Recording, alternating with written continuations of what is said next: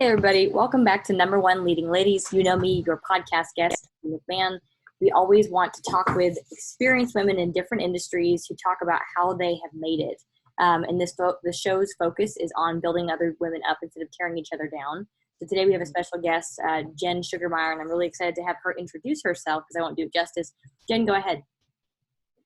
First, I love that. It's so easy for women to tear each other down. So I absolutely love that. We need to build each other up. All ships rise with the tide. So I absolutely love that. I am Jen Sugermeyer. I've been in Dallas for 8 years, and I spent most of my career in corporate. I was working in IT mostly. It was IT leadership, working everywhere from I spent a year in Afghanistan. I contracted with Department of Defense, Department of State, public, private companies. And then I jumped out, I did my own thing. And I think that's almost been scarier than some of my experiences going abroad and being in a war zone. So, and I don't want to say scarier, but I will say a little more dynamic. I knew at about 30 that there was something else out there for me, and I just wasn't quite sure what that was until it presented itself to me when I was in my mid 30s. And as I was going about my corporate career, I had really become disconnected with who I was. And I was just going through the motions of life and looking around at everybody else's happiness. And, they have families and successful relationships, or what appear to be successful relationships. And they just seemed to be happy, maybe. And I just wasn't. I had all the things. I had a great salary. I had a great job. I had a house. I had all the things, traveled extensively, but I really was emotionally and spiritually bankrupt. And I was dating someone, and he said the 7 words that changed my entire life. And we sat down and we had the relationship talk, and he said, Jen, you need to learn to love yourself. And it was with that I realized that he was absolutely right. And I went on a quest to learn who I was and understand more about myself and why I was unhappy. And I started to get into the mind, and I started to learn the power of the mind. And with that, I started to build my business that I now have. So I no longer work in corporate, but I am a coach. I'm a motivational speaker. I work with corporate. I work one-on-one with individuals, really based around the mind, how to tap into it and utilize it. So that was a lot of information to cover. I'll just stop there in case you have any questions. But at a high level, that's my journey. Well, that's good that you were willing to kind of discuss that journey. Sometimes people that I have on the podcast are kind of just, they want to talk about like work and life being separate. And I think that when you're following your passion, they're intertwined. So it's really good to hear that you kind of have both perspectives, and they're kind of, they touch each other at least. Well, thank you for the introduction. I really appreciate it. I want to go ahead and go into our first question that we always ask. And that question varies for everybody for their answer. But really what I find is that, like you already kind of mentioned, the entrepreneur journey is not something that people, I think, can put into words. So we end up thinking from the outside looking in that it's, you get to take vacations and schedule your own time and be able to do kind of whatever you want and have an idea of what it's like. But get all excited to start your first business, but then you're like, oh my God, what did I get myself into? If you're really committed to do it long term. So anyway, to make it work, you have to make sacrifices happen. And so it's different for everybody, but what did it take for you to get to a point of traction? Like in the beginning, sometimes people have to take a HELOC out on their house or live with their parents, or put their first business on a credit card like I did, or whatever. What did it take for you to get from trying it out and making sacrifices to getting to traction? Mm-hmm. Yeah, sacrifices. And so I will say, not sacrifices that I lacked. Everything that I did, everything that I've done has been very intentional, and I wouldn't change any of it. So it wasn't anything that I sacrificed and lacked. They always encouraged me when, like, every can of tuna I ate, I was like, I'm doing this for the cause, but I sold my house. I sold my vehicle. And yes, I ate lots of cans of tuna. And, not everybody has to go as extreme as I did, but there were a lot of reasons I changed the way that I ate. I didn't want to spend, I used to do bodybuilding competitions and things like that many years ago. And I'm used to spending, 4 hours, food prepping. And I'm like, that's not where I want to spend my energy and my time and my attention. So I really looked at my life, because I started building my business while I was still in corporate. I had to be very selective about my time. So I sold my house. I moved out of it. I moved closer up to my job so that I didn't have the commute. I started eating more carrots and hummus because there was no food prep there versus, just slicing and dicing. I ended up selling my vehicle, which it's, I absolutely love. It's crazy. I think I'm one of the only people in Dallas that doesn't have a vehicle. Maybe I'll get another one at some point, but it's been years now that I haven't had one. And it's interesting. I love it. So I chose all of those because I didn't want to put the energy into those. I wanted to focus on my business. And there are so many things that in our day-to-day life can take up our time and energy. And so I think becoming committed to what you are doing and assessing the things in your life, even not having a vehicle, I have to be very selective about the things that I say yes to. So I think about them a lot more versus, sure, I'll join you here, I'll join you there. I'm very selective now in thinking about it. So understanding my time was huge. And when you have more time, then you're able to do more things. And if you're building something, but you don't give it the time and attention that it needs, then are you watering it the most appropriate way? So yes, these things do take time, and you've got to make and carve out time. So it's getting real with yourself and looking at, again, these things aren't lack in my life. I literally was like, okay, cans of tuna, this is it. And I felt good about that. That's part of my journey, part of my story. And I've told some individuals, hey, I sold my house and my truck and all this. And they're like, wow, that's commitment. So it's who I am. And it helps, that was big for me to do. So, yeah. So extreme levels of commitment. Now, what, that happened in the beginning, right? But then when you started getting traction, like people started paying you, or when you started seeing people wanting, there's a demand for my service. What was the transition? What did it look like from, making the sacrifice and being like, okay, how long am I going to have to do this for versus I'm starting to see some traction? How did that look? I'll say when I got my first paycheck, which was, it took some time. But it was almost like I wanted to put it on the refrigerator, and like, look what I did, which is really funny. I mean, I was reporting into the chief information officer. I was a senior director leading global teams and very, predictable paycheck. And now I'm like, but, it's learning to celebrate your wins, I think is part of all of it. Even if it's $1 or, $1 million, just celebrating yourself along the way. But it's every step you're breaking down new doors, and even asking for money. It can be different for some individuals. Some people may feel like it's okay to say, hey, this is what I cost. And for some people, it may start out as, $1,000, and then they get more comfortable with that. And then it's 2,000, and then it's 3,000. And so when people ask, hey, how should I charge for my services?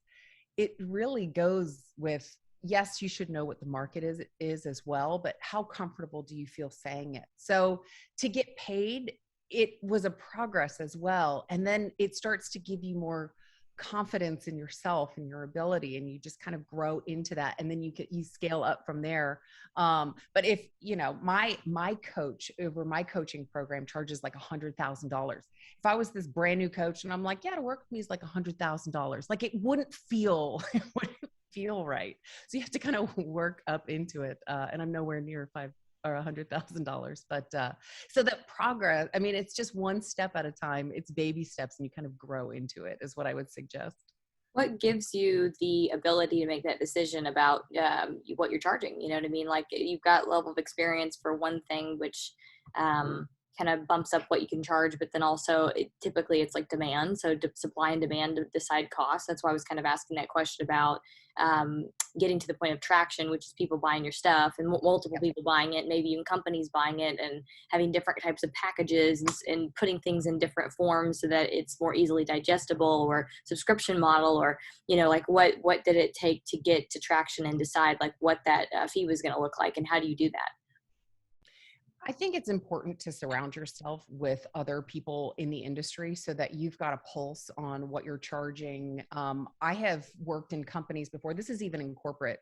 And I have agreed upon, the salary that they gave me or whatever, come to find out that it should have been worth more. And so first I would say, know your industry. And now you may be a little more, you may be a little less, but come in and relatively know your audience.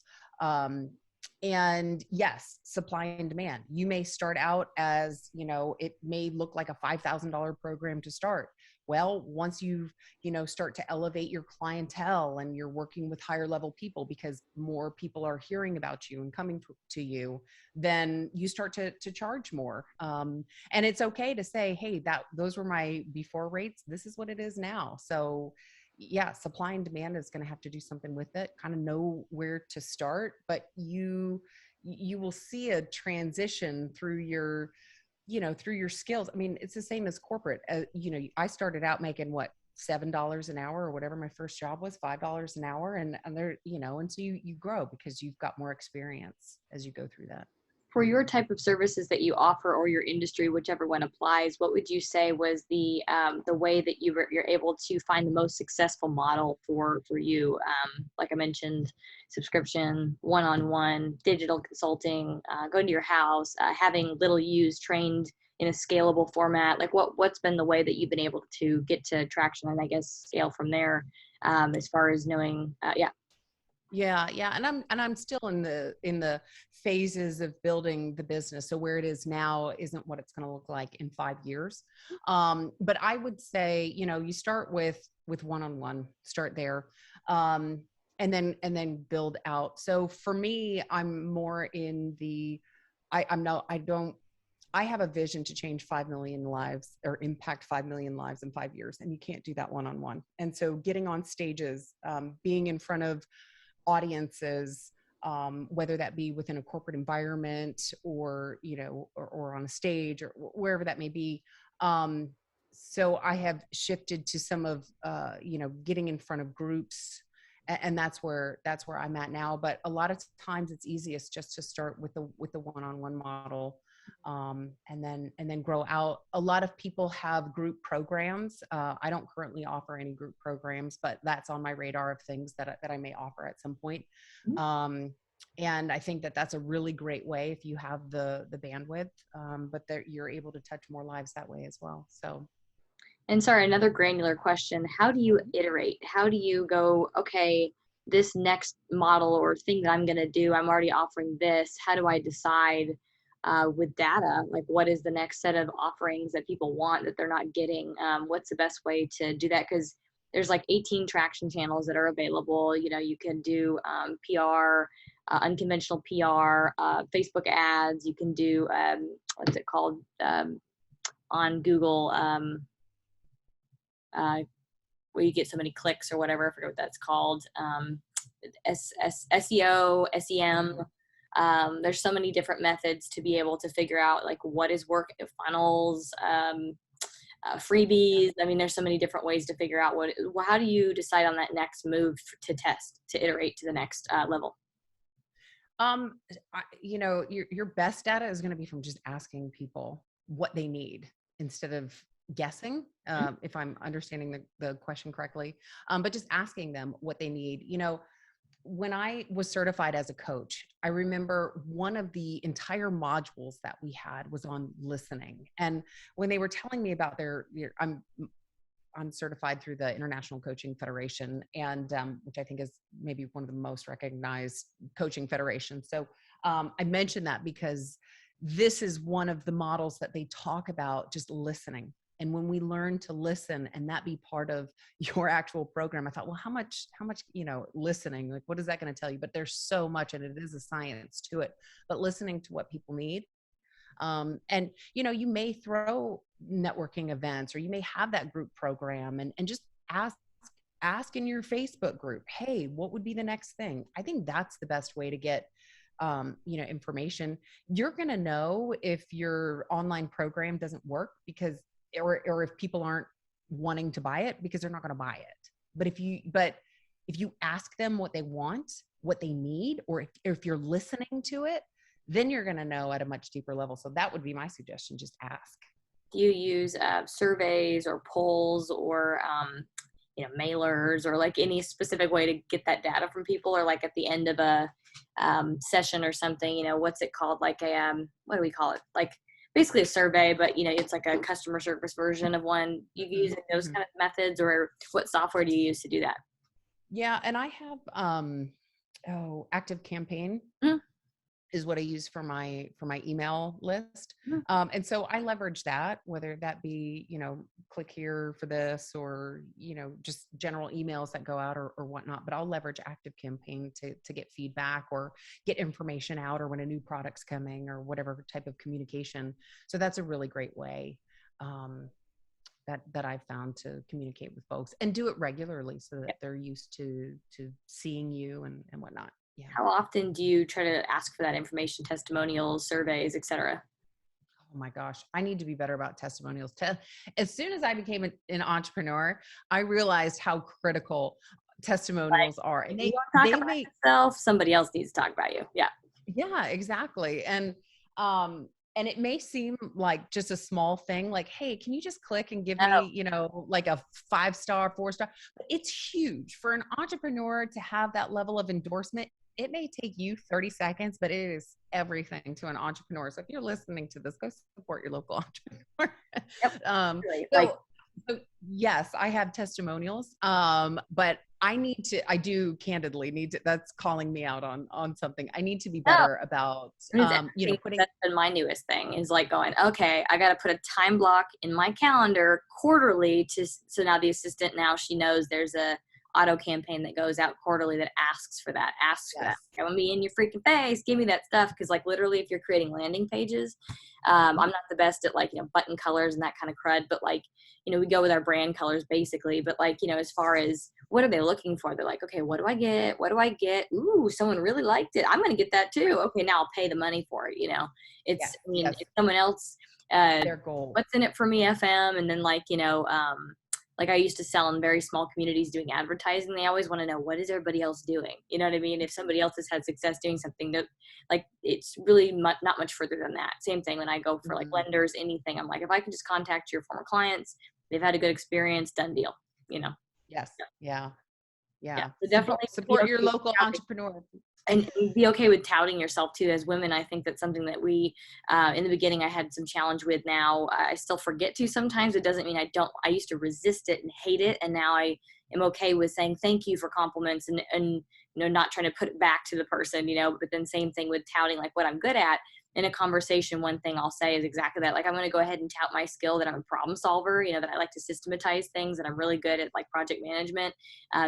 So be okay with looking at what you're good at and telling people, because they will buy if you're okay with telling them what you're good at. I mean, you're not lying. You're just picking like what, you're very confident in, and making sure it comes out of your mouth. For anyone that's listening, it may feel weird at first, but just do it, and then it always end your stuff with like a question that they have to answer, like a call to action almost, but like, what's your level of interest? What do you think? But yeah. That was one of the things I had to get used to doing. I remember I was having a conversation with my coach one time, and she said, okay, Jen, because, I'm like I'm trying to get traction. She's like, all right, we've got to figure out what's going on here. She's like, what's your call to action? And I started thinking about it, and I said, and I have a podcast, and that comes out weekly. And she goes, so I told her, I said, yeah, I just end with, yeah, I'll see you next week. And I never had a call to action.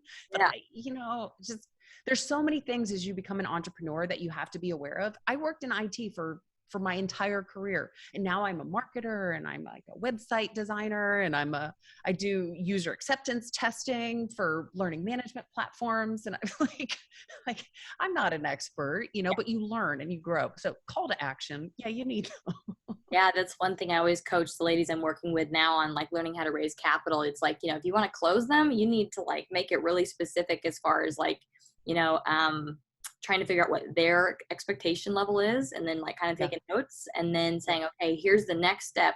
Here's the next step. Do this, and what's your level of interest? Go click here for a call. This is where we can, you'll tell them exactly what the next step is. Because if you don't, they won't do it. Literally, they won't. It's going to be the last one too. So good on you for knowing that and learning that. And everyone that's an entrepreneur that's listening, seriously, like, I know this sounds like just the words or whatever, but literally every time you post something on Facebook, the last thing needs to be, go here, click this, this, push this, fill this out. Like, tell people what to do, and they'll do it. And some of it, and I'm not great at this. I'm okay, but I do my best to remember. But even asking questions, like maybe it's not always go here, do that, but to get that level of engagement if you're put something out there. So what do you think about this post? Or what experience did you have? So that they're engaging with your content. And, it's depending on what you're putting out. And you may put something out that's, go click on this course, or maybe you're just putting something educational and you want to ask what their opinion is. Yeah. So just putting something down there. So that could also be a call to action, which is just get you thinking, because then they're interacting with your post. And when people are interacting with your social media, then that also helps boost the algorithm and all of that. So those are social media is not my, or call to actions or any of that kind of stuff, but those have been a few that I have really had to work on. We'll make sure to do a call to action before we end this. I'll keep that like in the top of my mind. Got 2 more questions. So one other question we always ask is, what would you say has been your biggest lesson? Meeting myself where I'm at. So I am a very high achiever, and I have, I've always been focused on the next thing and the next thing and the next thing. And I've done some incredible things. In fact, by the time I was 30, I mean, had I died, I would have done my entire bucket list. It's just, I've had that kind of life. And then when I jumped out and I started doing my own thing, I mean, there were days that my level of quote unquote achievement was uploading something onto my website, and I'm like, oh gosh, Jen, did that take me all day? But not getting frustrated with yourself, but celebrating your wins, and, really meeting yourself where you're at, because that's going to help uplift you instead of tear you down. And you need all the support that you can get, whatever you're doing in your life. So that was a really humbling experience for me to, it almost felt like kind of going back to when I was 20 and just figuring it out again. And here I am as an adult making the decision to make a career move. So that was a lesson, and something that has really helped me. So that comes to mind. There's lots of lessons, but that was one. The other one, I'll share this, is that there's no such thing as failure. I made the decision a few years ago to stop failing. And when we do that, then it changes everything. Because when we quote unquote fail, then, I mean, there's we're afraid to say anything, or we're ashamed, or there's just a lot of emotions, a lot of negative emotions that go with it. But if you can start to look at all of that as part of the design of your life, that it was intended for a lesson or a course correction, then that changes how you view this seemingly negative thing. Not everything is going to work out, but if you can look for the lessons, then it's game changing. So those are my 2. Yeah, I think that's exactly right. I was going to say, like, someone else uses like a meme to say, like, you don't either win or you lose, you win or you learn a lesson, or you win or you get a lesson, or something like that. So, or it is a lesson or something. So there's no losing, there's no losers, there's no, Yeah. Because Exactly. then you get stuck in this like self-deprecating place that doesn't help anybody get in. You don't earn any money, you don't sleep well, like, it doesn't help anyone, honestly. Yep. So Yep. how do you move on? But yeah, is learning the lesson, I suppose. That's a Mhm. really great lesson. What would you say, Jen, has been your biggest win? Oh, I gotta be honest. Sometimes I get these random messages from people, and from all over the globe. Somebody from India reached out like a week ago and was like, "Hey, Jen, I was going through," and he's like not even my demographic. Like, I don't even know how he found me, but he said, I was going through this really hard breakup or something or other. And just thank you so much for putting your messages out there. That's really been instrumental. Like, I went and listened to your first podcast a couple times and whatever. And so when I hear these things, that to me is what makes it all worth it. Part of my story, which is a much larger story, but I'm a recovering alcoholic, and there's a lot of things that brought me to where I am today. And I kept those silent for a long time. And so I made not only a big move to change my career, but also become very public with my story and become vulnerable. And I did it to change lives. And that's my only goal, is to impact people for the good. And so to me, that's success, is when I hear that I've been able to impact someone's life. So yeah, there's a lot of amazing, cool things that are going on, but those messages are what mean the most. Yeah, that's a great win. I mean, it's like what gets you out of bed every day, right? Being able to actually make an impact with not only what you do as a person, but what you do for work too. So you get to make Yeah. money and also help people. That's awesome. Yeah. Yeah. Now, Jen, what would you say in your line of business or your industry would be like the number one tip you'd have for someone wanting to get in to be, I don't know if it's all coaches or because I'm sure there's different niches, but I guess what would you say would be your number one advice for a coach? For a coach or for someone that wants to work with a coach? Both. Okay. So if you want to be a coach, I enjoyed the process. Certainly to become a coach, you don't need to go get certified. I think that that's a good idea. I would encourage that. And I would also say if you're not if you currently don't have a coach, get a coach. I think every person in the game of life needs to have a coach. And if you're going to be coaching other people and you've never had a coach, it's, I don't know, are we calling, I mean, I don't want to say we're calling the kettle black, but it's so important to have a coach. Yep. Period. I have one. So that's what I would say. Look into getting a certification and also look into a coaching program. I'm under the David Bayer program. I think that's phenomenal. There are lots of them that are out there. So that would be if you are a coach. If you are looking to get a coach, it's so important to find someone that you resonate with. And so whatever it is that, maybe you like talking to men more, and interview some men. You like talking to women more, interview some women.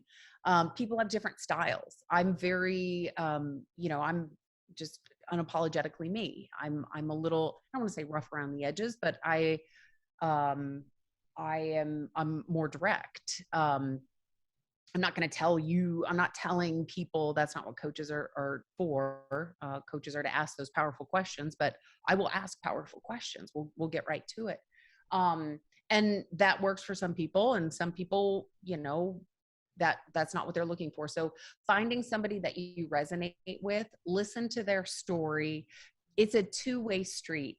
Yep. You want to work with the right coach wants to work, the coach wants to work with the right client. So interview multiple people and do your research on who they are and what they stand for, because they can stand for different things. Right. Now, how would you vet a coach if I was looking to work with one? For example, I know how to vet like a financial statement on properties, or the operators based on kind of who they've worked with in the past, or how would you suggest people go find the right coach fit for them? I think you have to know what's important to you. I mean, you may be very religious and you want somebody that comes with a very religious approach. You may say, I want, that can be, religion can be part of it or not. It doesn't really matter. Or maybe you want a secular approach. I think it's just like friends. Like, who do you want to hang out with? If you're a hardcore Democrat, does it make sense to have, staunch Republican? I mean, I don't know, or you kind of gel with the people that you're kind of like, maybe have some diversity, but it's the same kind of thing. So, I am mindset everything. Everything to me is mindset. And then we also look at things in the life, how to set up boundaries and things like that. But to me, the fundamental core of my teaching is connecting to yourself, understanding the power of your mind, and it being there. Other coaches may have other approaches. I saw someone recently on Facebook and she said, I was looking for a mentor, and the things that were important were family and a few other things. She goes, I didn't mention mindset because that's not important to me. That shocked the heck out of me, because I think everything is mindset. But just to give you an idea that there are different people that have different ideas of what's important. And so you've got to find, do you want to go to a hypnotist, or is it, do you want to talk more? Do you want to listen more? You got to find that right jive for you. So you got to know yourself and what works for you. So start doing a little bit of self-work, and it's not just unload on somebody else. Fix me, Yeah. Just know, think of who you like to hang out with, or what really resonates with you, or teacher that had a profound impact on you, or a church person, or, somebody that you're like, wow, that style works for me. And then go find that in a coach. Exactly. I think that's some great advice. It's a two-way street, like you already said. You got to kind of, for anything in life, I think that if you're trying to even find the right spouse, anything, you got to work on yourself, before you can work with somebody effectively, I think, and be open and aware, and have done a little bit of self work too. So, Yes. Jen, thank you so much for coming on today and for kind of going over a multitude of different things, from getting started in business, getting to traction, how do you structure your business, all the way through, things that you've gone through, lessons you've learned, positive things that have happened. What would you say would be the best way for anyone to get a hold of you that's looking to work with you, that's listening to this podcast? Simple. I'm the one, the only. So all the good, the bad, the ugly that's out there is Jen Sugermeyer. So that's sugar with an E. My website is jensugermeyer.com. That is the hub of everything. I have a morning show. I have a podcast that's once a week.